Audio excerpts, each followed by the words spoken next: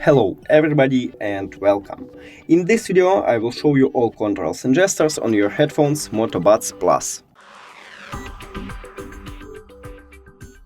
And before we're starting, I want to show you that I customized these gestures. I customized double tap for the left one earbud and I customized long tap for the left one earbud. For the right one just double tap.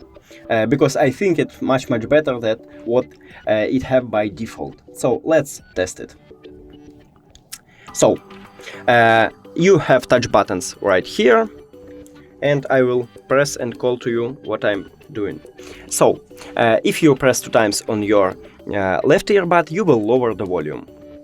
1, 2, and I lower the volume. If you press 2 times on your right earbud, you will increase the volume. 1, 2, and as you can see, I increase it. If you press 3 times on your right earbud, you will play next track. 1, 2, 3. And if you press 3 times on your left earbud, you will play previous track. 1, 2, 3.